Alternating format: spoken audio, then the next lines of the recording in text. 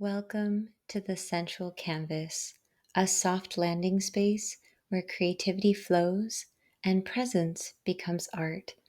This season, I'm joined by creators, feelers, and soulful storytellers, each exploring the richness of self expression and sensual living. So take a deep breath in, settle in, and let's begin. Today, I'm joined on the Sensual Canvas with the beautiful Olleta. Thank you so much for joining me. Thank you for inviting me. So, tell me a little bit about you. I know that there is this business side of you, there is this family side of you. I want to know, like, what makes you you. So to know a little bit of me, I'm actually based in Spain, in Catalonia. I think the main important thing about me is that my business is focused on something that I had to live myself.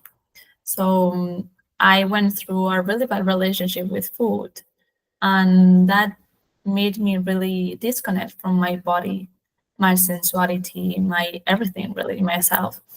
So throughout this time, I had to really learn how to really get in touch with myself, get in touch with who I am, get in touch with what it is that actually lights me up, and then live from there, because I was so used to living from what others may think, or being the good one, or being always in service to the others, taking care of my family, taking care of everyone besides me.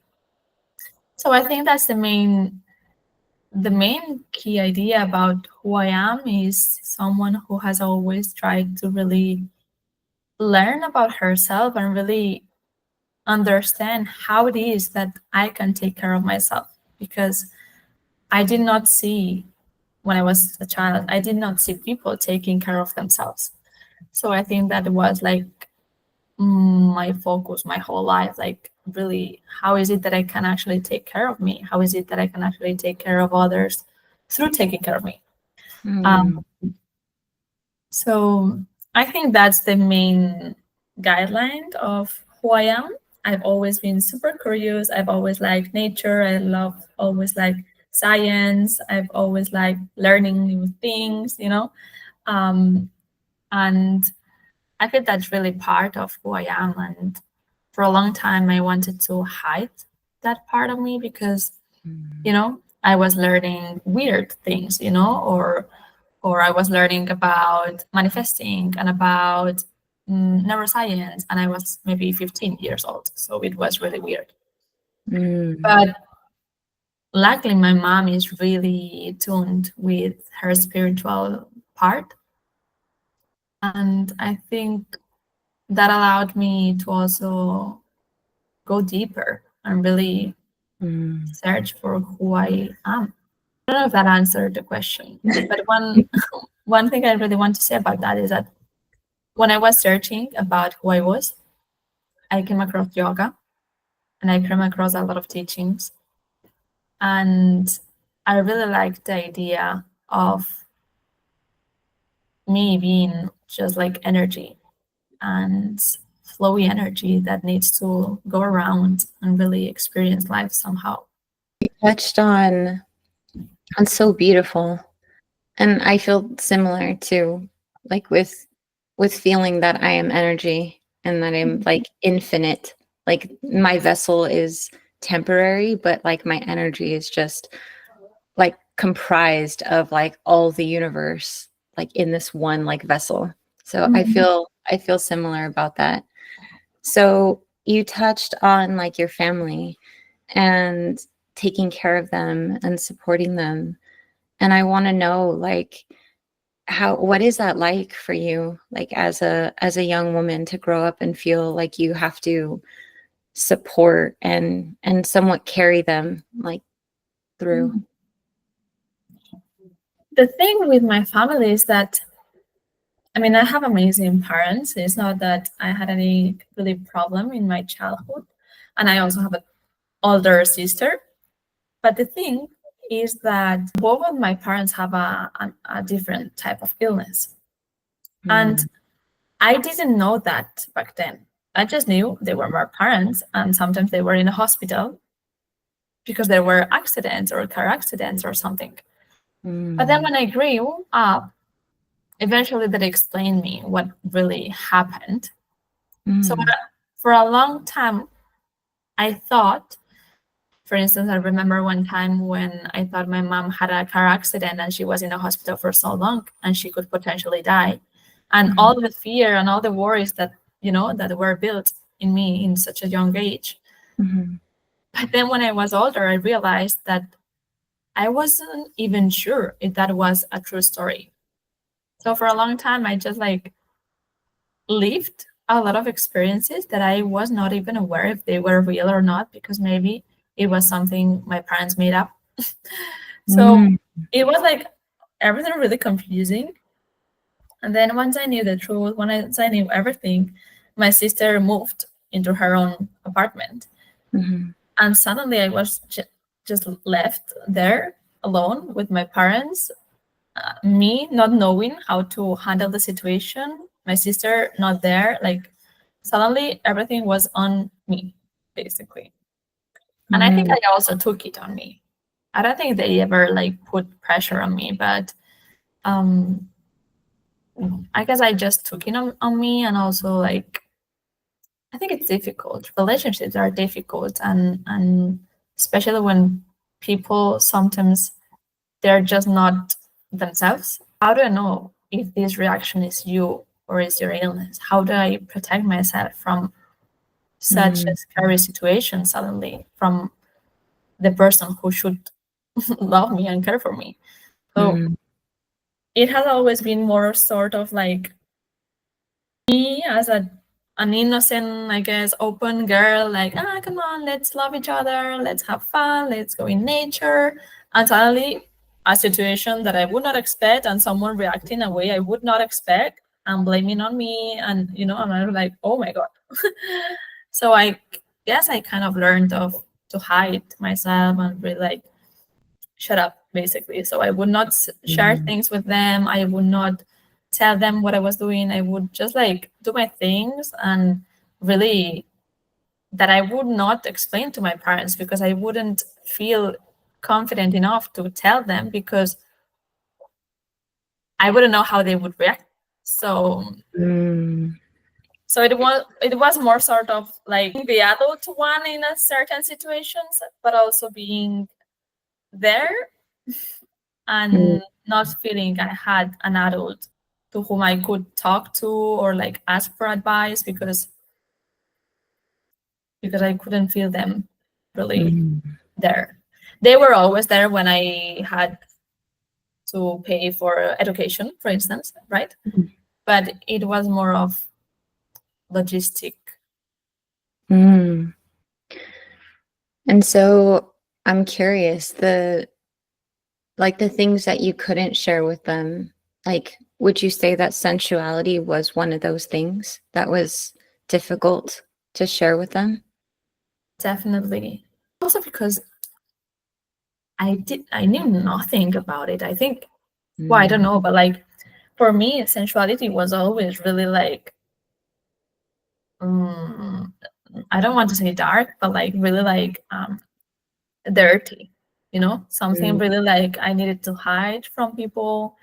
That, and also I remember the first time I was into a sexual something, I didn't know anything.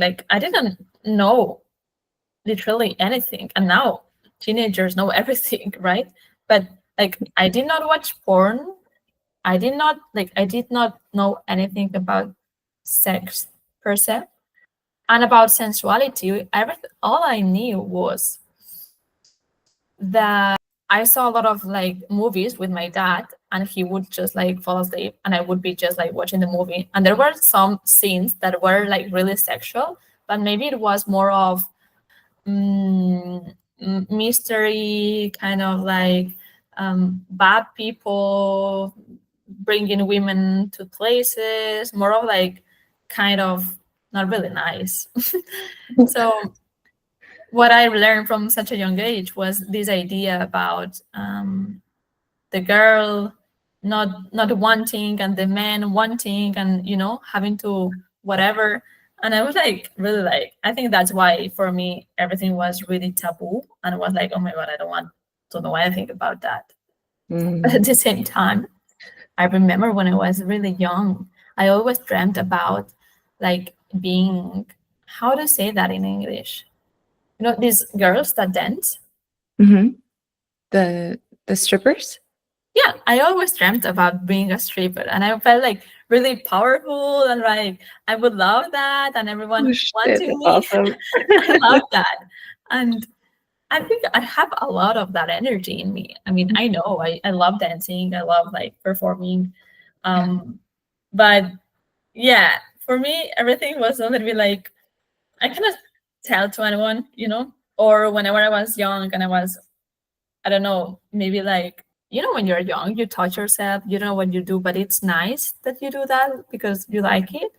So I Mhm. would do that. And then my dad or my mom would be like, what are you doing? And I would be like, nothing. And then it would be, I would feel bad, and I would feel as if I was doing something wrong. Mm. So I needed to hide that. Mm. Definitely. Yeah. So it was rooted in some sort of like shame or guilt. Yeah. Yeah, Yeah. a lot. Even shame of feeling pleasure, or of liking the idea of being a stripper, or liking the idea of men wanting me, and being a little bit like that. Like that was a part of your side that you felt very like alive in, Yeah. but that you had to quiet. Yeah. Wow. That's that's so interesting because I look back on me growing up and that's how it felt too. It always felt like something you had to hide. It felt like something that I wasn't really inclined to talk about. And it's interesting because I also am looking at the dynamic of like male and female. The males in my family, even to this day, have very open conversations about sex and all these types of just conversation. But when it comes to the women in my family having these conversations, it's almost as though like the men shut it down. They're like, hey, whoa, whoa, whoa. Let's Mm, let's let's tone it down. And wow. I look at that and I think to myself, why aren't we equals in this conversation? Why can't I openly have this conversation where I'm talking about sex or pleasure and it not turn into, oh please, like let's not have that conversation. Like I can't imagine you that way, but I'm a Mm, grown adult. I'm not a child. right. So, yeah. So I'm interested in that. Like it's very interesting that you are on a different side of the world and you're also experiencing something similar. I mean, I think one of the things to take, so here in Spain, there was like, it's a religious country, and it's like Catholic, Christian Catholic place. Mhm. It's true though that a lot of people, it depends on where you live in Spain, but a lot of people nowadays are not even really religious anymore. Mm. Back then, like my grandmother, it's the people that go to church and all of that. And there's a lot of fear into the like whole idea about sex, and it's really linked literally to the evil, because about pleasure, and that's evil, and you need to be ashamed of that, and then go to church and explain what you did wrong. And definitely there's like a lot of relation in like, there's a link between that shame around sex, or Yeah. shame even about women feeling pleasure, and the religion that is in the country. But also, so what I realized during these years, it was at the beginning, it was really difficult for me to even talk about sex with friends or my partner. Like Mhm. I would be like, no need to talk. Luckily, I had like really bad partner and then a really good ones. And then I was more and more confident to talk about it. Mm. But it's true that, for instance, when I was maybe 14, 13, I don't know, I knew nothing about, like, I knew what sex was, and I knew, the science about it and all of that, but like nothing else. And I realized the first boyfriend I had, he was 1 or 2 years older than me. And he told me to do something that I was like, what? People do that? Like, why? Why would you do that? Like, there's no need to do that. Like, isn't it easier? There were a lot of things I did not know that people did, basically. And it was like shocking to find you in the situation and suddenly someone telling you, can you do this to me? And I'm like, what the fuck? But apparently it was normal. So I think there's like a really mismatch between what men know and what women know in different ages. Like, I feel like if they get turned on, if they wake up like that, it's not something they can even control. So essentially, they are drawn to learning about sex a lot younger than we are, because I can just enjoy myself. I don't need anything else, really. Like, so I feel when I talk to my friends and like that, some of my friends watch porn, I think, or touch themselves. But for me, it was like really dirty to touch yourself, and still like, that's not something I do, or and it's something I need to really like work on that with myself, like not being ashamed about my own body and all of that. Like, we know what we see in movies, which is about love, not about sex, really. So there's like really a really like, it's different. It's a lot different, and women are really different than men in sensuality and sex. And men really need to learn about tantric sex and basically having awareness and consciousness over their own bodies and their own even semen, their own everything. They can control everything if they put in the work. But I think that's like a whole other topic. But women pleasure is not valued enough. Yeah. It's not taken care enough. And we are the ones that need to really preserve that and protect our bodies or energy from everyone. Because also when you have sex with someone, there's a shit ton of energy that is getting exchanged, and you have no idea who this person touched before, like what he was, like what he thinks, what he believes in. So first, really, because now I don't know in America or in United States, but in Spain there's a lot of open relationships and being able to do everything with everyone and like that, which is great if both people are okay with that. But wow, there's a lot there. That's a whole nother topic, huh? Yeah, a lot of other topic. I think about like the conversation with friends, and growing up, it was similar for me too. There was, movies put on, and when those scenes came up, my parents were, oh, cover her eyes, and oh, we won't talk about that. And as far as my conversation with, my mom went, in like terms of like my body was, and sex was, oh, make sure you're in love. And so it's very vague. And so I think for me, being a very curious, very activated young woman, I sought out that information myself. So I was the type of individual in my friend group that was looking up those books, and not just about like, oh, romance. It was about like actually like positions and feelings and all these just different dynamics of man and woman. So I remember sharing these books with my friends and them just being, oh my gosh, I didn't know that about this or that. And so it was just exciting to be that person who was always learning about their body and like finding the information myself, because I wasn't really being given it. Or rather, I was listening to conversations that my family was having around me. And I thought, that's not really what I want. That's not really what I experience from my own sexual, sensual, just energy, you know? Right. So yeah, I find that fascinating though. Like we're we're entering this day and age where information is becoming so like easily available to all ages. And it's like the conversations that these children are having are getting younger and younger. And I even saw it. I was at the pool the other night, and these young boys, there was like a group of 7 like young boys, maybe 11, and they were talking the worst like language ever. They like every other word out of their mouth was pussy, uh, fuck, like all these different things.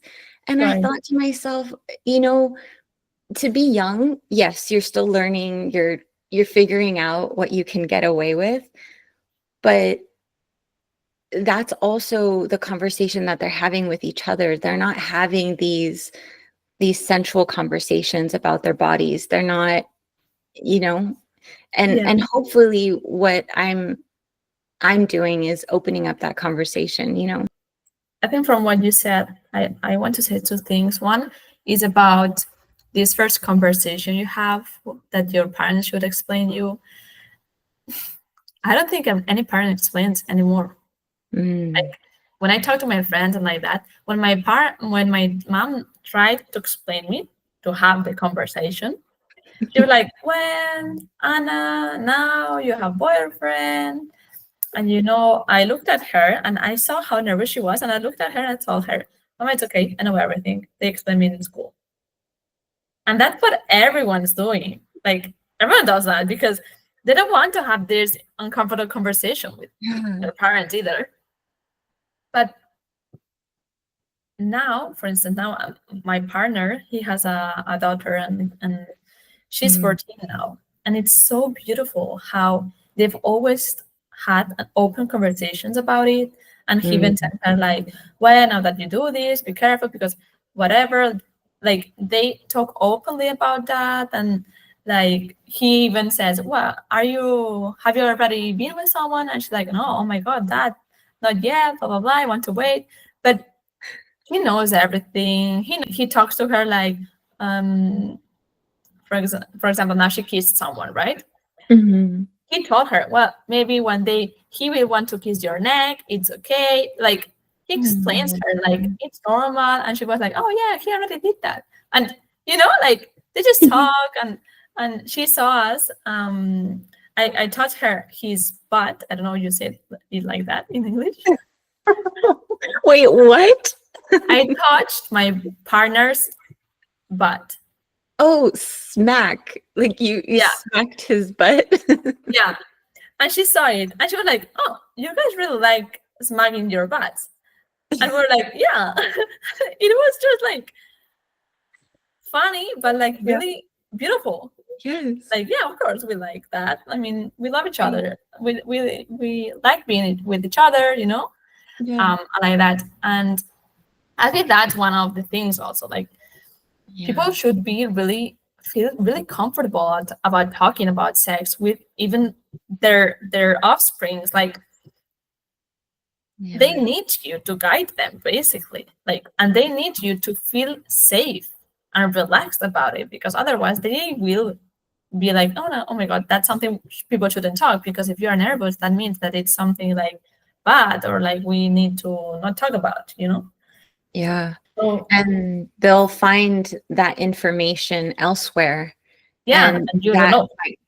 we don't know where that's coming from. Like you said, it could be Exactly. coming from porn. It could be coming from their friends who don't know what they're talking about.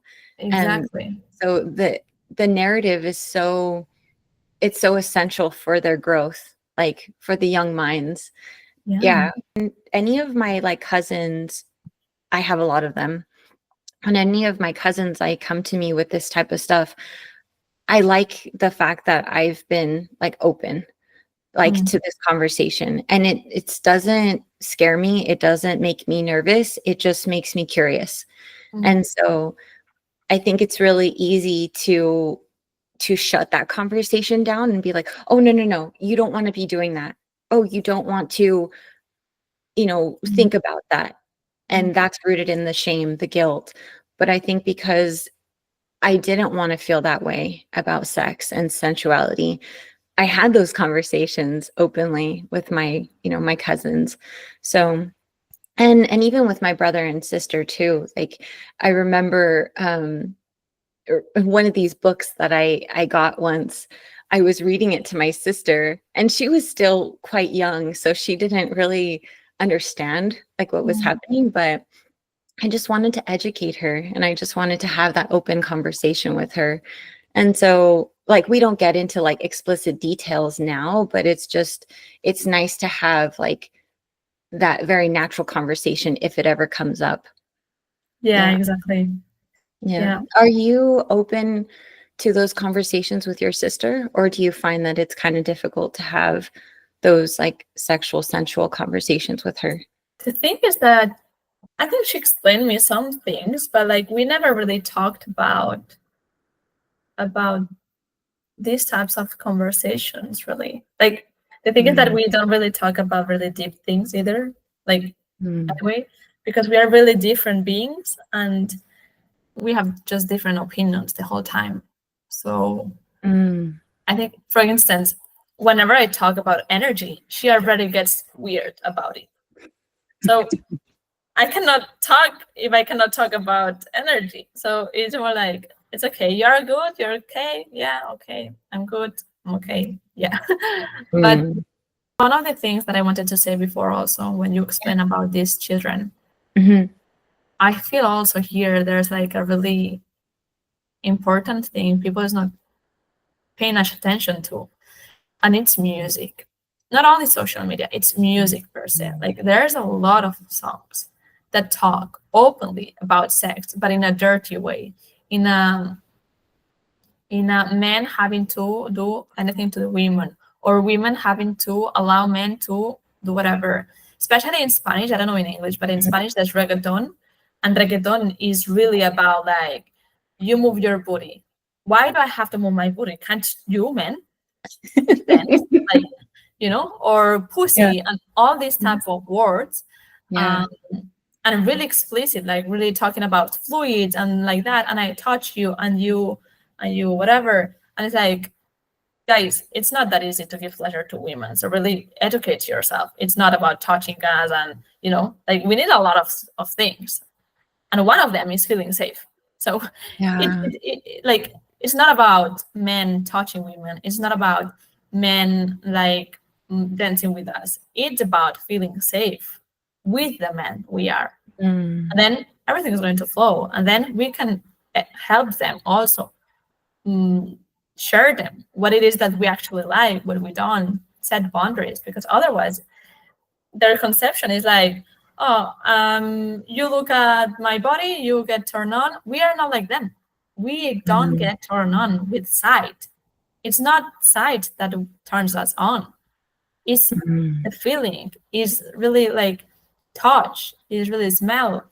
There's a lot of senses that get Mm. involved into that, and they don't explain that in music. For instance, if there was a song that explained how important it is to create, all the context, to help, like, to make her feel safe, to look at her eyes, then Mm. everyone would be happier. But music is not helping children with all of that, because music is really like, go for it, like, you are really whatever, and I'm here for you, whatever. Yeah, that's one of the things that I think it's also like important to talk about that, and about what you said about talking to your siblings about it, or your cousins that maybe are younger and ask you for advice or whatever. um, what happens to me, for instance, was that when I was working in a school as a lunch time, I don't know, stuff, I don't know. Like a lunch lady? Like someone that Yeah. passes out the food? Not really. It's the people that are with them during the lunch break Mm. in the playground and like that, like making sure they don't kill each other, basically. So young people went to me asking me for, did you see this TikTok? What is this word? What does it mean? Blah, blah, blah. Or what is, especially the menstrual cycle, why Mhm. people bleed and all of that. And they made sometimes some questions that Mhm. I wasn't even sure I could answer. First, because of the job that I have, because apparently if you're a professional, you cannot talk to children about that because it's about the parents. So there's also a lot of like, why can't we talk to children about not smoking weed? And we cannot talk to children about not allowing a random guy touching their hair body, or, like, I don't know, Yeah. there's also this line in which you don't know you can educate them or not because they are not your children, but at the same time they are asking you the question and they don't ask it to the parents. So it's just like Right. like there is a mess about sex, sexuality, and all of that. And my Mm. belief is that adults are not comfortable about it, and that's a problem because it's nature. It's as if we say that we are not comfortable about saying that I pee blood. I pee blood. I have a problem. I need to go to the doctor. Why can't I talk about mm, having sexual relationship with people and it hurting me? Why? Mhm. So Yeah. there's like a lot of like shame around it, Yeah. and I think Absolutely. that's like a really unpopular opinion, but I think that is what perpetuates a lot of bad situations around sex. Mm. So I work with women that have an eating disorder or a bad relationship with food and all of that. Mhm. And a lot of them, especially those who binge eat, they have a past of sexual abuse when they were younger. Mm. And one of the things that perpetuates this long term is that people are not even aware if that is good or wrong in that moment. So after 5 years, you realize that was not good. But now what? You feel shame. You feel a lot of time has passed already. It's too late. Blah, blah, blah, blah. But if we talked openly about sex, about sexuality, about being able to be a sensual being without it be meaning you want someone to, you know, um, if we talked openly about that, my children will know like that if it's a scary situation or a safe situation. Mhm. And that is what would help everyone. That is what would help humanity, really. Like, there's a Yeah. lot of people that they feel they need to shut down just because they feel no one will understand them, just because they feel it's their fault of being there, of saying that, of being in that situation, because that's what the bad guy or whatever Mhm. tells you. Like, it says, oh, because you're doing that, because you do. No, that's really like messing with you. Like, you never asked for what happened, so it's not Yeah. your fault. Yeah. You never asked for that, especially if you're a child. You don't even think that is possible because there's no open conversations about that. Right. You're touching on such big conversations, and I think it's so wonderful, like the work that you do, because for these individuals who are coming to you and who feel like they're just stuck in this cycle of like, I eat so that I don't feel. And so I don't need to feel what I felt 5 years ago or something. And then so if that feeling comes about, I eat more. Right. And it just keeps going and going. And then someone like you interrupts that pattern, and you say, you're okay, you're safe to feel. Yeah. Yeah. And you don't need to rely on food like anymore. Like, how beautiful is that there's that person out there like you who can like guide them like towards that like healing.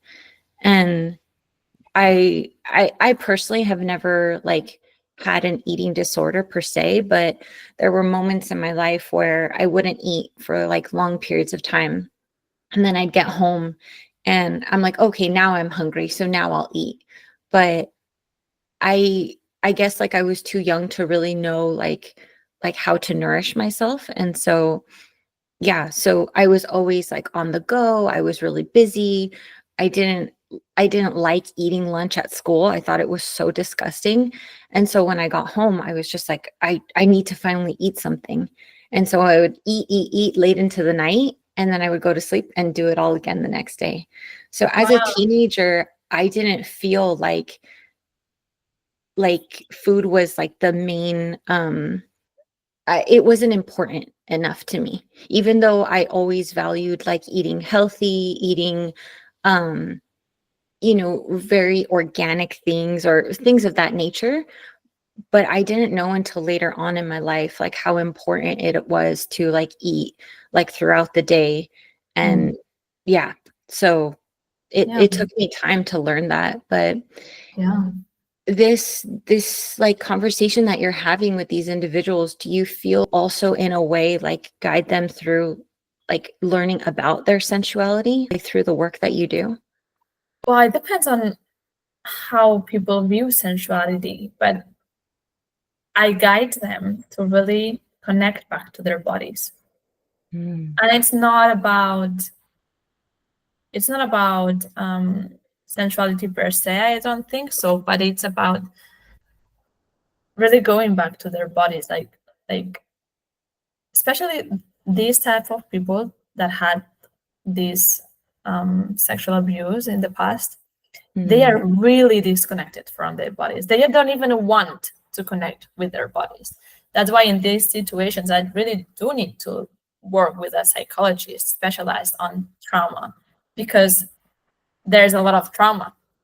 mm, But once they really cross that barrier about that fear, about connecting with that womb and all of that and healing mm, that, I work a lot with these women, the importance of connecting to their bodies. And part of that is connected to themselves. And for me, mm, this self is energy, and that energy is created energy. And that's sensuality, basically, because you create from your energy. And tantric and Vedic philosophies explain how all energy source is actually sensual energy, because it's the creative one. It's the one that creates stuff. Um, mm, so we don't do work on ourselves per se, or like on touching or all of that, but we do work on breathing deeply, on connecting to your womb, more of a meditation, or connecting to yourself, kind mm, of. Um, dancing, dancing freely without the need to control stuff, because there's a lot of rigid structures in their brain, and a lot of like needing to be perfect, control everything, know everything. mm, Um, so we work on sensuality in that way. mhm, But for example, I have friends and they are psychologists specialized in sex and relationships, and mhm, they work directly on touching your womb, on like having like breathing there and like doing, I don't know, different things. mhm, I don't do that with them because it's more focused on themselves, their bodies, their hunger and satiety cues, their consciousness when they eating, their food choices, their fear foods. this like topic of creativity, like I heard it briefly come up. But do you feel like there are things that you do, not just what like within your business, but like for yourself, that you feel like more creative in, like in your life? Oh, I've always considered myself someone with really bad creativity, like really bad in art, really bad in thinking ideas. But I think there's one moment in which something tells you need to move. And for me, that's going outside in nature and walking around with nice music, or putting music and dancing around. And the way I dance when I was really young, I always like try to dance like Shakira. And the way I dance is really like about moving my hips and like flowy dance and like I don't know if you have this, but here there's this concept about static dance. So it's just like you just move however you want freely. So for me, that is connecting with my sensuality. That is really like being on my own and like moving really flowy, and that just like connects me with a lot of ideas suddenly, or like a lot of energy to just like smile and record myself and do things and be like, oh my god, life is so nice and like that. So that really connects me to my creative expression kind of. So I think everything goes through dance in my case. I Yeah. love that so much. I love to hear that no matter if you are creatively inclined in the sense of like painting and drawing, I love how people always bring it back to some form of creativity, and yours is like movement and like dance, and that is totally like a form of creativity. Like it's like creating with like your body. And I've seen you like at the park, like on our calls, and you're just like moving around. I'm like, she is so adorable. Like, oh my gosh, what it must be like to be someone walking past like at the park and be like, I want to be her. Like, I want to be like Anna, just like a leaf Yeah. in the wind. Yeah, I remember a long time ago. I mean, that was also a process, like feeling kind of. Sometimes I'm confident, sometimes I stop myself a little bit, but like going on a park and just dancing around and doing whatever the fuck you want without caring about what people think. Yeah. That was also a process. But I remember a long time ago when I started my yoga teacher training and all of that, I would go in a park, meditate, dance, do some yoga. And back then, yoga was like really woo, really like a sect or something. And now it's so beautiful to just go onto the beach that I have here every morning, and there's always someone sitting there meditating. And I'm like, I wish there's the time in which what we see outside is just people dancing around, playing basketball, just like really people doing what they feel they enjoy doing, not only people sitting on their phones talking and having a call, or walking around and talking bad about other people. Like, and it was really beautiful to see how slowly there's more and more people conscious about all of this well-being. And now you go outside and you see people in the park doing some calisthenics, people doing yoga, people dancing around, people meditating, and it's like the new normal. And I love that. I just want everyone like that. It reminds me of the power outage that you guys had like somewhat recently. Yeah. And everybody went outside and they were just with each other and they were just present. And I thought that was so incredible to see videos of people just playing music and dancing and socializing with each other. It makes me so excited to live in a world like that, with like technology and all these things like coming about. I want more of that aliveness, that connection, and like authentic connection, not, oh, I'm sitting at this table and we're all on our phones and we're just so detached from each other. It's like, let's look up and be present in each other's energy, Right. What was that like for you, that day? The power off. Yeah. Well, that's a funny story because like I was in my house and suddenly the power went off, and I thought it was my house. Actually, I thought it was the people that lived here before. because they stopped paying, and then they got kicked out because they stopped paying for like 2 years. And I thought they did something so that I would be without, I don't know. But then I went out, and I didn't even have like phone, like I couldn't even call anyone. I was like, what? That's weird. And well, eventually I realized that it was not only me, but it was the whole area. And then I went, and someone said that this also happened to Madrid or to other places. And I was like, that's weird. And my partner was in Madrid, and he had to come back that same day, that day. So I went and I bought a radio, like these old radios that, they go with like batteries, because I couldn't charge it. And I just like remember eating lunch. I'm lucky that I have fire, so it's not like it doesn't go with electricity. My cook, it's fire, Nice. so I could cook. But my mom couldn't cook because there was no electricity. And yeah, it was just like sitting there listening to the radio and being okay, let's chill down. I bought some lights and something like that. And my mom had a kit because apparently they kept saying it in Europe. They kept saying that we had to buy a kit with light, with this, just in case. And my mom had a kit for each of us. So me, my dad, my sister, and I went to her house also because I wanted to make sure she was okay, and that she knew that this was happening and that she didn't have to worry.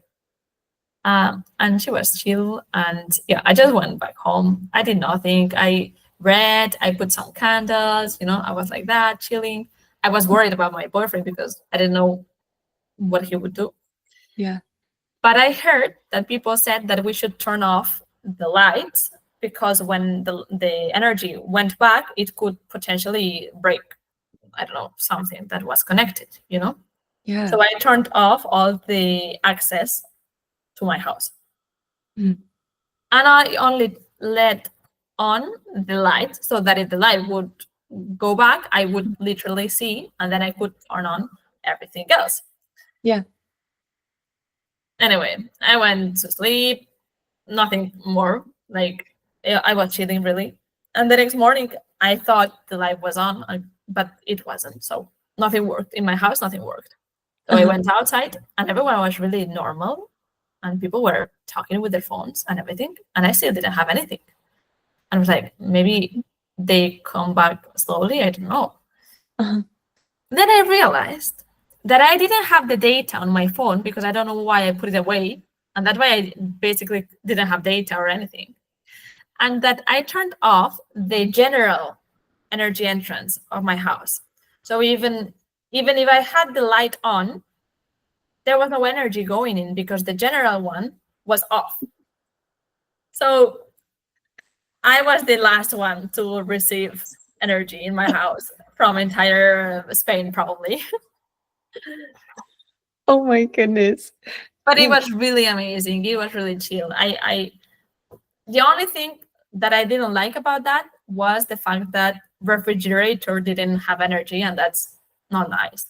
But not having internet was, I wish we wouldn't have an internet more often. Like maybe the government could say, okay, weekends, no internet or something like that.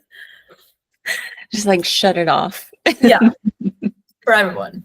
It reminds me of the retreat that I went to last year, and it felt like it was in the middle of like nowhere, and this town was so quiet and just calm, and there was no TV in the room. The only time that I was on my phone was when I was calling my partner. And then when in the night I would just like watch a little bit of like a little Netflix show, and then I would go to sleep. But the whole time I was there, it was just so like peaceful to just be like present in nature at the yoga retreat, just doing my practices.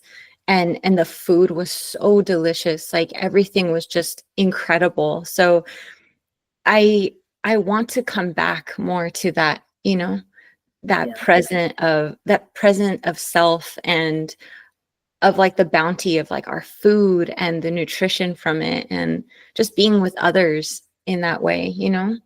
Yeah. So I see your vision too. I Yeah. could live without Definitely. internet too. I Yeah. It's Definitely. easy. Yes. There's no need. Yeah. Yeah. If anything, I would miss like talking to all of you who are on the other side of the world, but Right. yeah. Right. But Yeah. yeah. Internet is really nice, but we need to use it. I mean, sometimes we forget it's a tool. Like literally, we forget internet is a tool and it controls us instead of the other way around. So, Yeah. but yeah, and that really messes up also with our creativity and sensual expression because we compare constantly to others. We worry too much about what others may think because we literally see them the whole time. Yeah. But I wish there was like we all really need to to take responsibility over ourselves and really be Mm. like the first 2 hours of my day I'm not into any technology, and the last 2 hours of my day I'm not into any technology. There's no technology in my life, and just Mm. like start from there or like really do something about that because we are literally not living our lives anymore. Like I ask some people and they know a lot more the life of whatever influencer than Mm. what happened to her mom. Mm. Yeah, that's the problem. And ultimately, like when we find back to our present and realize that we're these like creative, sensual, sexual beings, we're like, wow, I'm so powerful. And the thing about like being on like online and on social media and having these constant like images and videos of what we think we need to be, we lose touch with like our own essence. Right. It's like, who cares if that person is a millionaire? They could be miserable, but we're looking at it and we're like, I need to be that too. So I'm happy. But Right. you don't know if that will make you happy. Like, I think that there's such a massive importance to like coming back to self, and like you said, like touching like your skin and shaking your body and dancing in the park. Like go dance in the park and ask yourself, how does this feel like to be Yeah. seen by people? Like, and you'll learn a lot about yourself in that like experience, you know? Definitely. Like Definitely. Yeah, let's encourage everyone to go around and go into the park today and really dance, like dance the freak out of you and just enjoy. Like that time is for you. yeah. That's the thing. Like you just need to go to the park, put on your music, close your eyes, and really start moving and flowing around. And I think you will just feel so much powerful within yourself and realize that it doesn't really matter what others may think. In fact, probably you made someone smile. You made someone realize, oh, I also want to do that. Oh, she inspires me to do that. So Mhm. sometimes we get like so stuck in not wanting people to see us, not wanting people to talk bad about us. Yeah, but what if they talk nice about you? What if you actually light them up in some sort of way? And also, well, it's good that people talk bad about you because it means you're completely different. It means that the same way people will be bad about you, people will love you. So I'd Mhm. rather people love me a lot and hate me a lot than be in between and not know exactly who I am, not know Yeah. exactly what I think, not know exactly which my values are. Why? Why would they be in my life? Yeah. So I think it's key that whenever someone meets you, sees your page or whatever, Mhm. can instantly see if they like you or they not, because we're not here to waste time from anyone. So We're also not here on this like earth to live for others. Like we're meant to live for ourselves. yeah, Like, so if we just go through life being the good girl and people pleasing and staying quiet and not owning our expansive energy, then you're right. We're just going to stay in that, like, yeah, who am I? What am I? Who cares? As long as yeah, people like me. Yeah, exactly. But at the same time, no one will remember you because you Yeah. are not different from anyone else.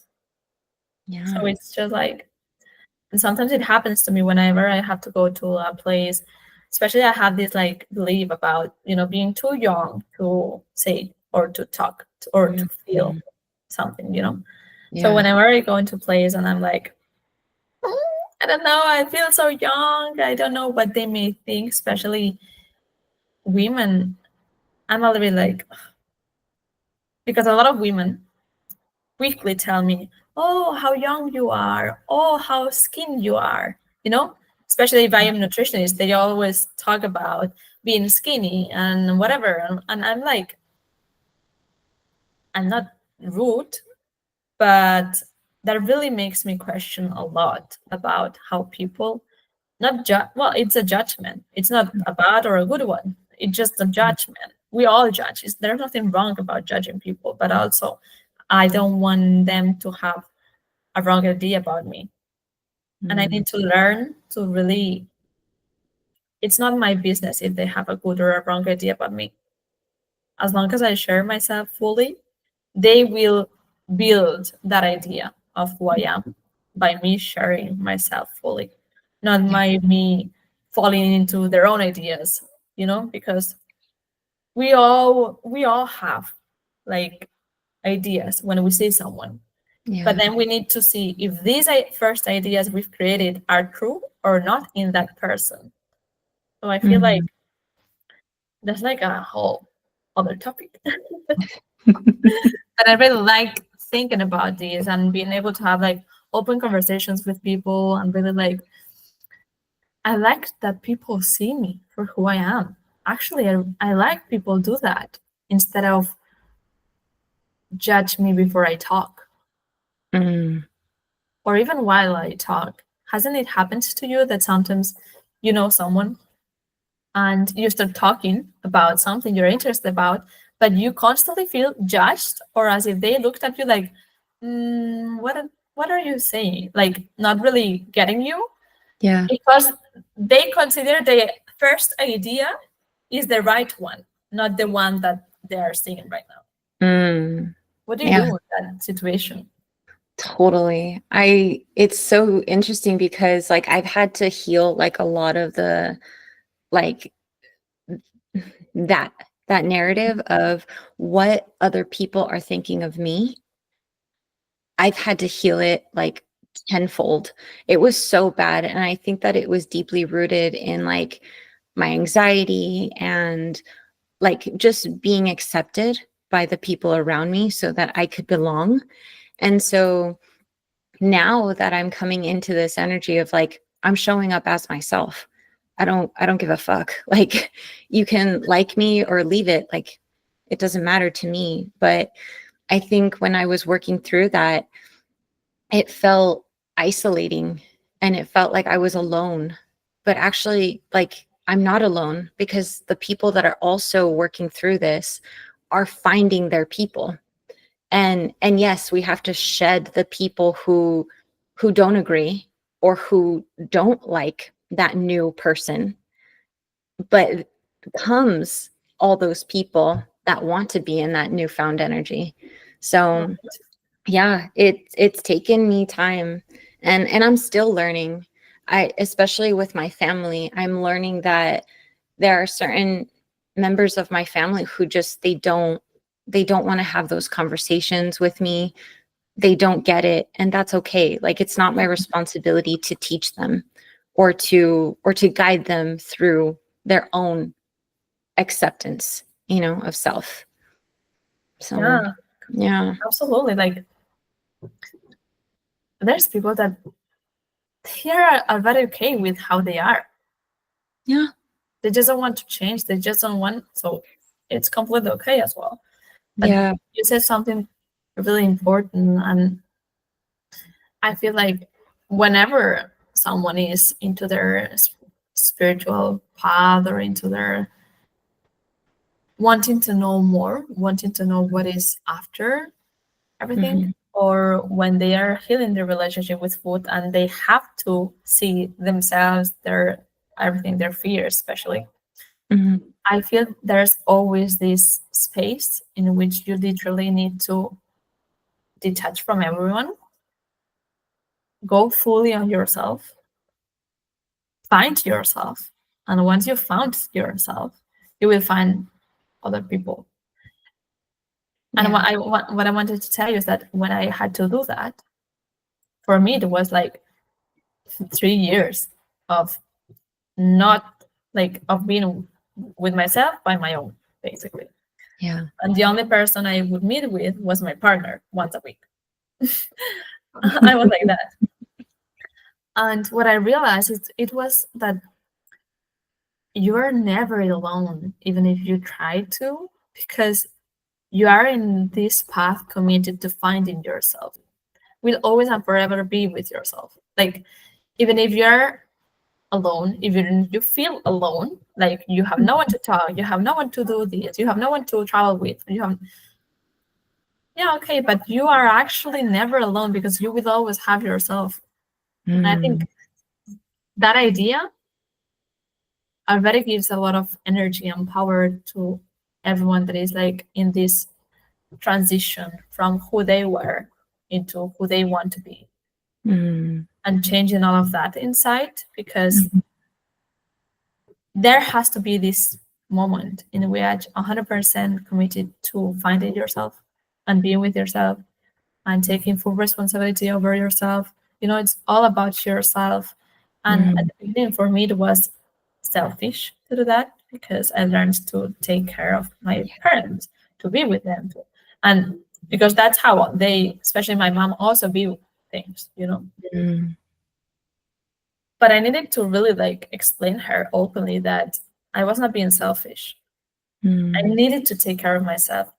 Otherwise, I wouldn't take care of anyone else. That's how it is. So Yeah. I think sometimes when we feel alone or we are in this path, it's really important to remember that you are actually never alone because you're always with yourself, listening to you, feeling you, like holding you, like, and All it's that good really stuff. important. Yeah. Yeah. Anna, thank you so much for sitting down and talking to me and having this really beautiful open conversation. And I think that the more that we have these conversations with each other, the more healed we'll feel, you Mm, know? yeah. Yeah. We need that safe space. Yeah, Thank you for definitely. creating it for us. Thank you again to the beautiful Ana Olleta. And I am so grateful that she sat down and had this conversation because honestly, like it's a conversation that I want to open up more and have with just more people and having these open conversations and bringing, these different types of feelings, even discomfort into these conversations, we can have that realization that it's all normal. It's all part of the human experience to feel these sensual urges, these, sexual ways of expressing ourselves. And so I'm so grateful that she came and she had this conversation with me because ultimately it's going to normalize these types of feelings that we've had around our sexuality and, you know, not feeding into the shame, the guilt that we're experiencing, and moving on from that and seeing how we can come to accept and love ourselves in our entirety, and how that ultimately will make us like these more expansive, more just alive human beings, not these individuals who are fixated on other people and fixated on, what they don't have. And so I'm really grateful that I'm able to sit down and have these types of conversations with these types of incredible women. And so, yeah, I'm really looking forward to the next one. If you're interested in Anna's work and you're looking for someone who's going to hold space for you to really get you through like these difficult eating patterns, or feeling back into like food and looking at it as a source of nourishment, and how to take back your power with nutrition. She's your woman, so she knows what she's talking about, and she has this beautiful like way about her. And so if you're looking into that and you're looking for that big expansive energy and healing, she's got it. Thank you so much for joining me and joining Anna, and I look forward to the next one. Bye everyone.